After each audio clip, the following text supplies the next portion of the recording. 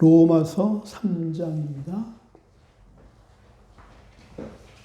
로마서 3장 19절로 24절까지 봉독해 드립니다. 함께 봉독합니다. 로마서 3장 19절로 24절. 우리가 알거니와 무릇 율법이 말하는 바는 율법 아래 있는 자들에게 말하는 것이니 이는 모든 입을 막고 온 세상으로 하나님의 심판 아래 있게 하려 함이라. 그러므로 율법의 행위로 그의 앞에 의롭다 하심을 얻을 육체가 없나니 율법으로는 죄를 깨달음이라. 이제는 율법 외에 하나님의 한 의가 나타났으니 율법과 선지자들에게 증거를 받은 것이라. 곧 예수 그리스도를 믿음으로 말미암아 모든 믿는 자에게 미치는 하나님의 의인이 차별이 없느니라. 모든 사람이 죄를 범하였음에 하나님의 영광에 이르지 못하더니 그리스도 예수 안에 있는 속량으로 말미암아 하나님의 은혜로 값없이 의롭다 하심을 얻은 자가 되었느니라. 아멘. 아버지 하나님, 복된 주일 아침을 허락하시고 신령과 진정으로 아버지 앞에 예배드리게 하심을 감사합니다. 아버지 앞에 올 수 없지만 온라인으로 드리는 가정을 축복하여 주시고 특별히 이번 추석 명절을 통해서 온 가족이 주 안에서 예배로 영광 돌리며 하나님 안에서 치유와 회복과 강건함이 있는 모든 가정 다 되게 하여 주옵소서. 오늘 주시는 말씀이 생명과 위로와 능력과 축복이 되고 죄를 이기고 환경을 이기고 마귀를 이길 수 있는 권세의 말씀이 되게 하옵소서. 부족한 종 세웠사오니 성령께서 인도하여 주시기 원하며 예수님의 이름으로 감사하며 기도합나이다. 아멘. 인사합니다. 사랑합니다. 축복합니다. 너무너무 반갑습니다. 할렐루야. 로마서는 바울 서신이죠. 로마인들에게 보내는 바울의 편지입니다. 제자 베드로는 사명이 유대인 또 이스라엘인들에게 복음을 전하는 제자의 사명자라면 사도 바울은 로마인 이방인들 우리 같은 사람들에게 복음을 전하는 사도의 사명자입니다. 그래서 제자와 사도가 다른 거죠. 사도 바울은 이방인에게 사명을 잘 감당해서 우리 한국 사람까지 복음을 우리에게 전해서 우리가 다 구원을 받을 수 있는 은혜를 우리가 받은 거예요. 한 사람의 사명자가 얼마나 귀한가, 얼마나 그 영향이 큰가를 우리에게 보여주는 바울입니다. 자, 오늘 로마서 3장은 하나님의 영광의 장입니다. 3절에 보면 모든 사람이 죄를 범하였음에 하나님의 뭐에 이르지 못했다?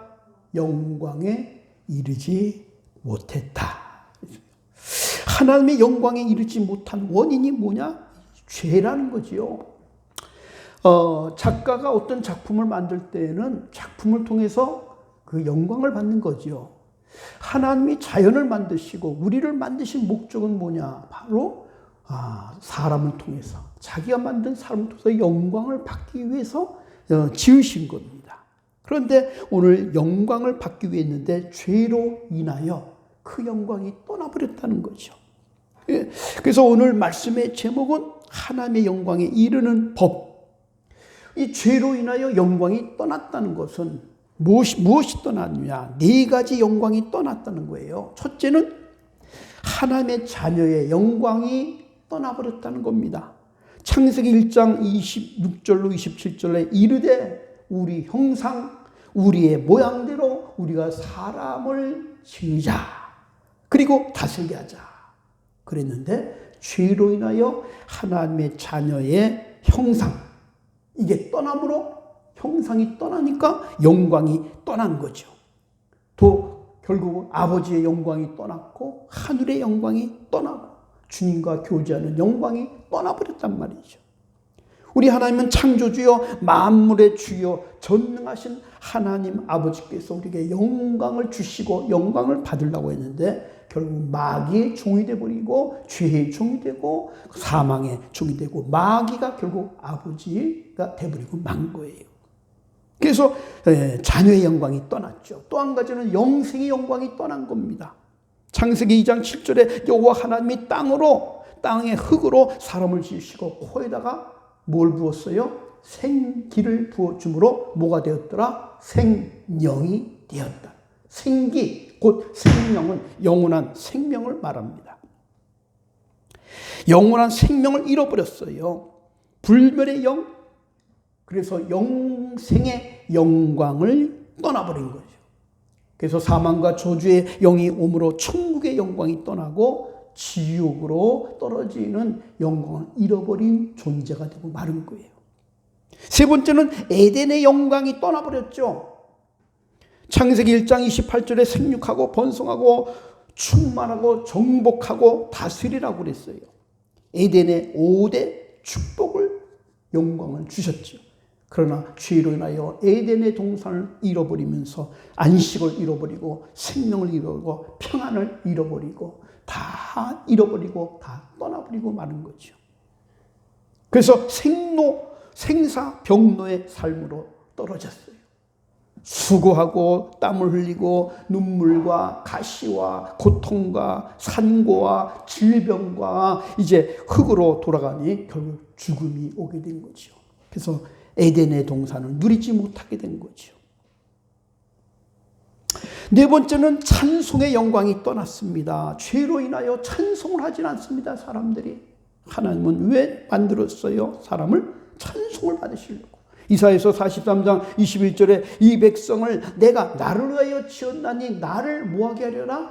찬송하게 하려 함이라. 우리를 지으신 목적의 또 하나는 찬송을 받으시려고 했던데 죄로 인하여 찬송하는 인생들이 없어요. 그래서 지음을 받은 것은 받은 자의 의무는 지은 자를 찬양하라고 지은 거거든요.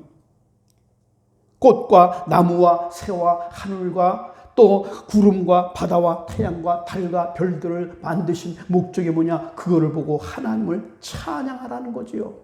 그런데 인생들이 찬양하지 않고 오히려 거기다 절을 하고 우상으로 거기에 절을 합니다. 시편 8편에 보면 다윗은 이미 언제부터 하나님께 찬양을 했느냐? 만물을 보고 그는 찬양을 했습니다. 시편 8편 1절로 9절 여호와 우리 주여 주의 이름이 온 땅에 어찌 그리 아름다운지요. 주의 영광이 하늘을 덮었나이다. 만물을 보고 하나님의 영광을 보고 하나님께 영광의 찬양을 돌린 거지요. 그래서 다윗의 시, 이미 다윗은 자연을 보고 하나님을 찬양한 사람이었어요.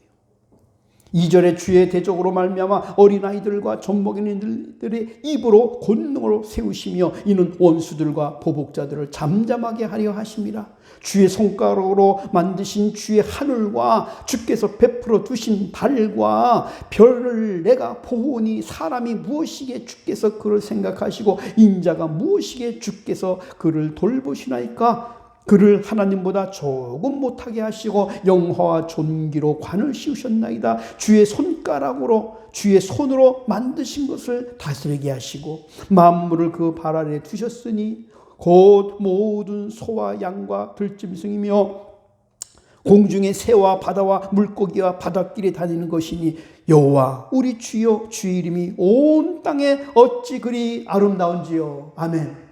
자연을 보고 하나님을 찬양하는 오늘 다윗의 모습. 다윗은 이 찬양의 영광을 다시 찾은 사람이죠. 또 로마서 8장에 보면은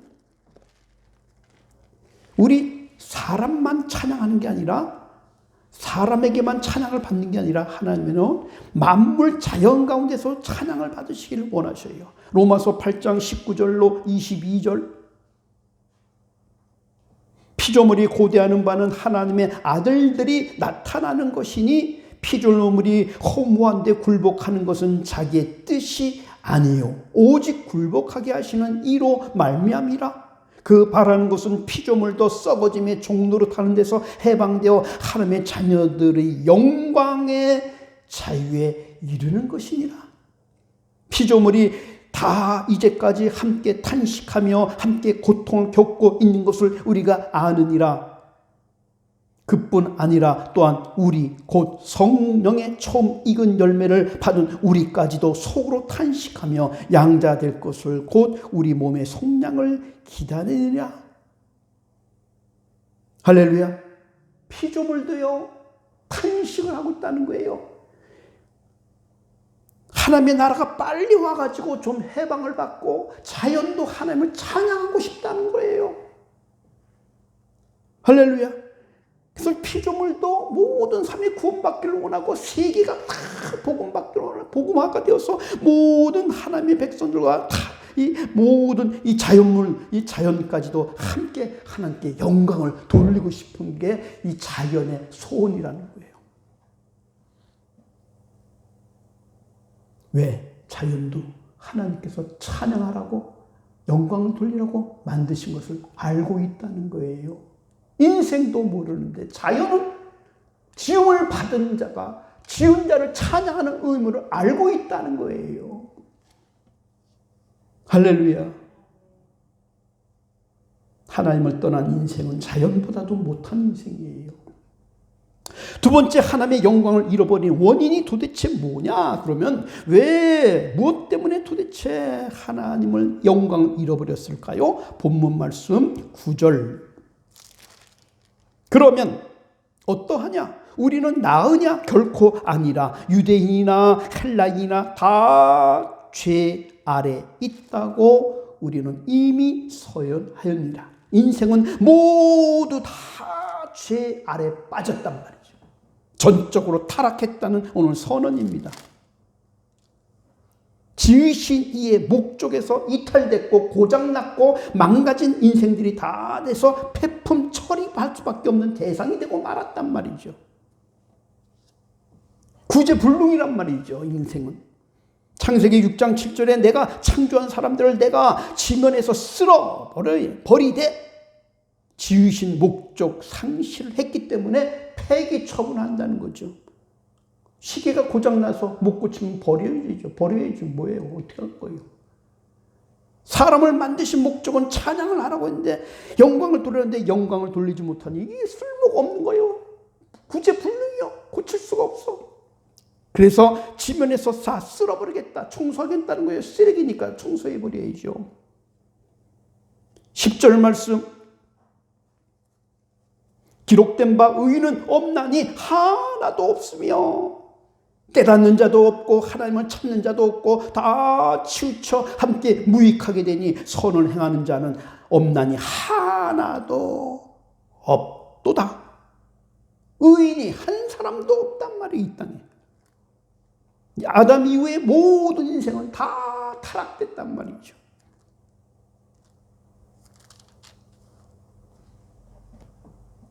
의인은 없나니 깨닫는 자도 없어요. 내가 죄인이라는 걸 깨닫는 자 없고 하나님을 찾는 자도 없고 다 치우쳐버렸고 다 무익하게 됐고 선을 행하는 자는 하나도 없더라는 거예요.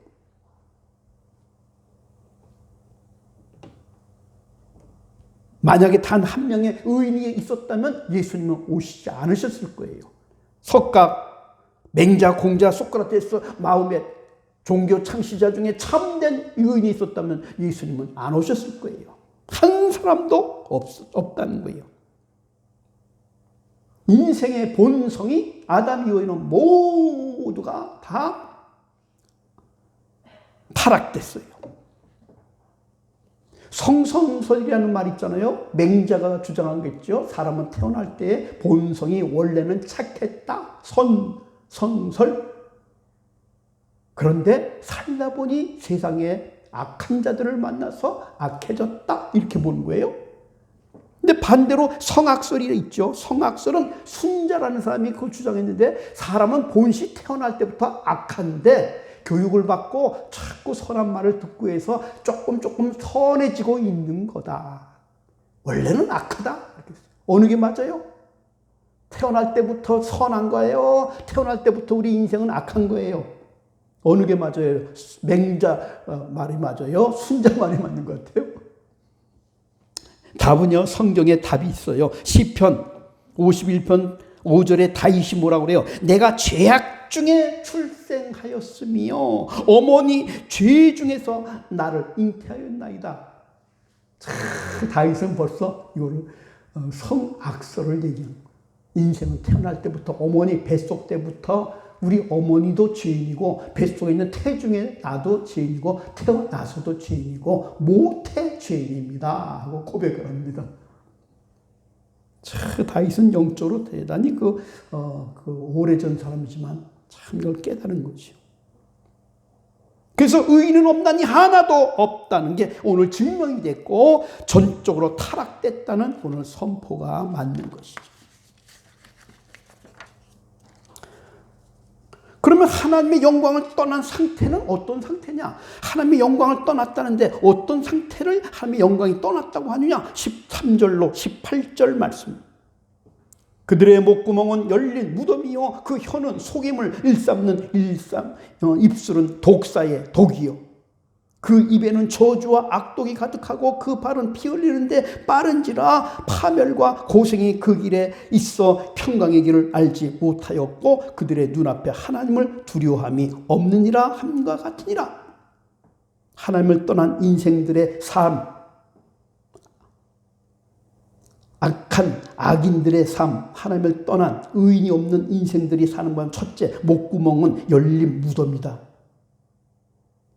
목구멍 안에서 죽은 썩은 냄새가 나온다는 거죠. 그러니까 죄의 본부가 어디냐? 목구멍이라는 거예요. 그래서 목구멍이 포도청이라고 하잖아요. 그 다음에 혀. 그 다음에 뭐예요? 혀는 속임을 일삼고 말하는 것마다 인생들은 거짓말하고 속이고 마귀의 속성을 가지고 살아가는 거예요. 오늘날 그냥 거짓 뉴스가 전부 입에서 나오는 거죠. 이 시대는요, 거짓 시대예요. 거짓말 시대, 가짜 뉴스 시대예요. 그래서 잘 분별해야 돼요. 그 다음에 입술은 뭐예요? 독사의 독이 나와요. 사람들의 입에서 독이 나와요. 막 죽이는 말만 해요. 축복하는 말보다 저주하는 말이 많고 부정한 말이 많고 남을 저주하고 입만 벌리면 저주하는.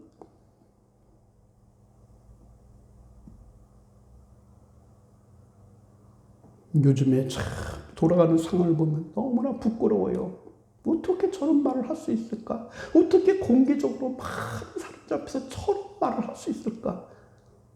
하나님의 종들은 축복하라고 했는데 어떻게 저렇게 할 수 있을까? 너무 부끄럽고 아주 창피스러워요. 입을 벌릴 때마다 저주하고 악과 독이 나오고 발을 그러니까 보세요. 목구멍, 혀, 입술, 입 이 네 가지 다 입이야. 입 다 입에서 나온 거 전부. 마지막 때는 전부 입에서 전부 독이 나오고 악이 나오고 저주가 나오고 그리고 달려가는 발은 살이 나고 죽이는 길 15절에 발은 피 흘리는데 빠르고 남 죽이는 데는 아주 열심을 다하고 파멸 지옥길로 가는 길로 쫓아가고 파멸과 고생이 그 길에 있다. 결국 그 인생은 파멸하고 고생길이요 지옥길로 가는 길이요. 평강의 길을 알지 못하고 늘 불안하고 초조하고 두렵고 하나님이 떠난 인생의 결과죠. 그들의 눈앞에 하나님을 두려워함이 없다. 양심이 마비가 됐어요. 인간성이 파괴가 됐어요. 짐승화가 되고 말았어요. 사람보다 짐승보다 더 무서운 게 지금 사람입니다. 짐승은 자기 자식은 안 죽이잖아요. 근데 사람은 자기 자식까지 죽여요. 인생 재생이 불가능한 존재가 됐어요. 그래서 뭐 범죄와의 전쟁, 국가에서 뭐 범죄와 전쟁한다고요? 성공했어요? 할 때마다 실패하고 악이 항상 이겨요. 범죄와 전쟁에 이겼다면 교도소가 필요 없잖아요. 더 악해지고요. 백전백패야. 인간의 수단, 방법, 구제, 불능, 교육, 선행, 도를 닦고 교도소를 만들어도 인생의 악한 것을 의로 바꿀 수가 없단 말이죠. 그러면 마지막으로 하나님의 영광에 이르는 법이 뭐냐? 하나님의 영광에 이르는 법. 27절, 그런즉 자랑할 때가 어디 있느냐? 있을 수가 없느니라. 무슨 법으로냐? 행위로냐? 아니다. 오직 무슨 법? 믿음의 법으로 의인이 될 수 있다. 인생은 다른 방법으로 의인이 될 수가 없어요. 믿음의 법으로만이 될 수 있어요. 교육하고 선행하고 교도소에 넣었다고 착해지는 게 아니에요. 믿음의 법 안에 들어가야 된단 말이죠. 21절, 이제는 율법 외에는 하나님의 의가 나타났으니 율법과 선지자들에게 증거를 받은 것이다. 이제 하나님의 의가 나타나서 율법을 이길 수 있는 율법을 이룰 수 있는 하나님의 의가 나타났단 말이죠. 율법으로는 불가능하지만 하나님의 의로는 가능하다는 거예요. 영광에 이룰 수 있다는 거예요. 요한복음 14장 6절에 나는 길이요 진리요 생명이니 나로 맘지 않고는 아버지 앞에 올 자가 없느니라. 예수를 믿음으로만이 아버지 앞에 갈 수 있는 영광을 이룰 수가 있습니다. 오직 한 길밖에 없어요. 예수 그리스도를 통해서 그를 믿음으로 구원받고 아버지의 영광에 도달할 수 있고, 그래야 영광된 삶을 살아갈 수가 있어요. 20절, 그러므로 율법의 행위로 그의 앞에 의롭다 하심을 얻을 육체가 없다. 율법의 행위로는 구원받을 수가 없다. 구원받을 일이 할 수 있는 것이 없다. 율법이 하는 일은 뭐냐? 거울. 자기 일을 돌아보는 거고, 죄를 찾는 도구고, 심판의 기준이고, 죄인인 것을 인정하는 것이고, 그리고 회개하는 기회를 얻는 것이 율법이다. 그래서 율법으로는 죄를 깨달음밖에 못한다. 깨닫는 것밖에 못해. 변화시키지 못해. 의롭게 주님 앞에 나갈 수가 없단 말이죠. 24절, 그러므로 그리스도 예수 안에는 성량으로 말미암아 하나님의 은혜로 값없이 의롭다 하심을 얻은 자가 되었느니라. 아멘. 오늘 말씀의 핵심입니다. 24절 함께 읽습니다. 시작. 그리스도 예수 안에 있는 성량으로 말미암아 하나님의 은혜로 값없이 의롭다 하심을 얻은 자가 되었느니라. 아멘. 속량이란 말은 하나님 아들의 피값으로 샀다. 예수님이 죽으심으로 그 피값으로 우리를 사서 우리를 의롭다고 인정하신 거예요. 은혜로 값없이 의롭다 인정을 받는 거예요. 하나님의 은혜로 우리가 값을 주지 않았는데 의롭다고 인정받는 거예요. 예수 그리스도를 믿음으로. 그래서 이 은혜를 뭐라고 하냐? 불가항력적 은혜라 그래요. 하나님의 그냥 은혜, 그냥 믿은 것 때문에 모든 죄를 사해 주시고 의롭다고 인정해 주신 거예요. 사실은 죄인이죠. 그러나 이제 용서받은 죄인이죠. 불가항력적인 은혜라는 말은 하나님이 임금님이 그 신하에게 선물을 주면은 아유 싫어요. 그럴 신하가 없잖아요. 항성하옵나이다 하고 받잖아요.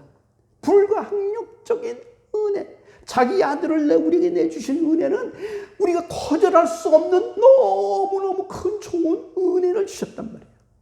불가항력적인 은혜를 주셨어요. 할렐루야.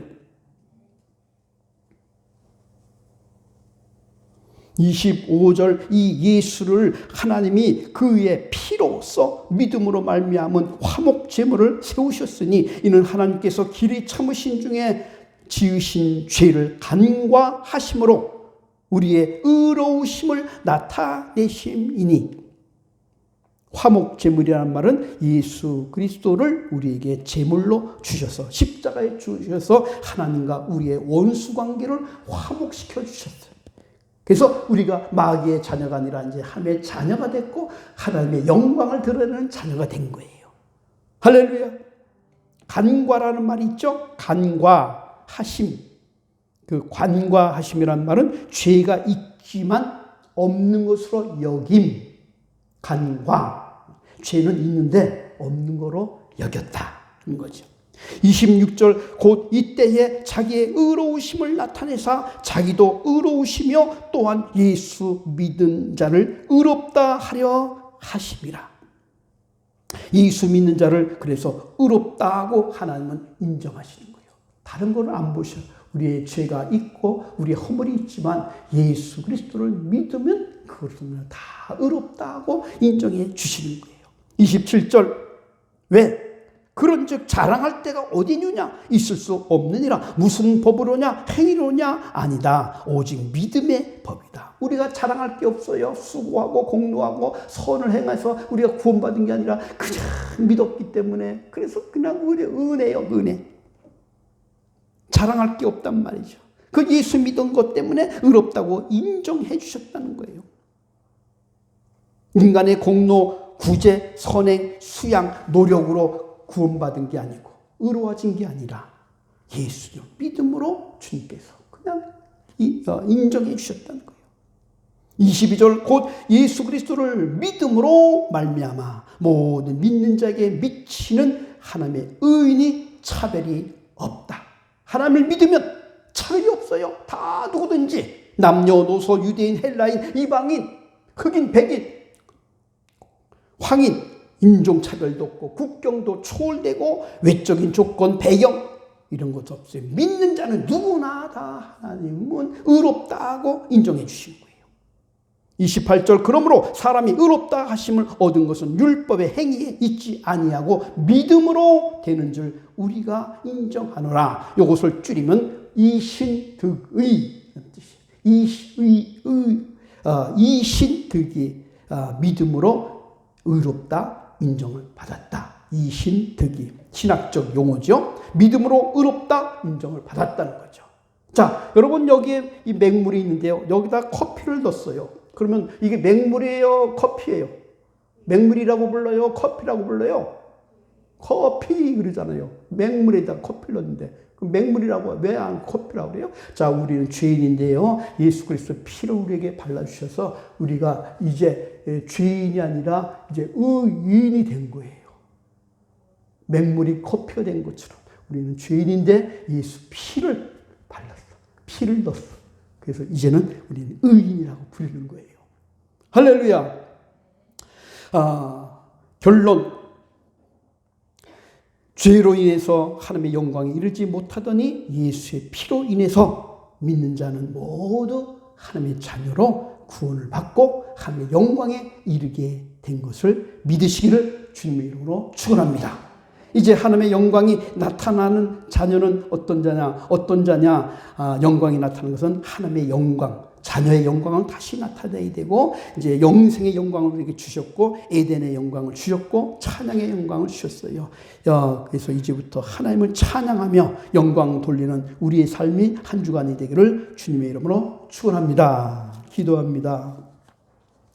아버지 하나님, 하나님의 영광을 죄로 인하여 잃어버렸지만 예수를 믿음으로 통하여 다시 믿음으로 우리를 하나님의 영광의 자녀로 회복시켜 주시고 영생의 영광과 에덴의 영광과 찬양의 영광을 돌리는 우리 모든 성도 되게 하여 주옵소서. 특별히 이제 추석 명절에 가족들과 건강한 가운데 행복한 추석을 지내게 하시고 또 부모를 찾아뵙지 못한다 할지라도 그곳에서 기도하며 또한 부모님을 위하여 기도하는 가정들 되게 하여 주옵소서.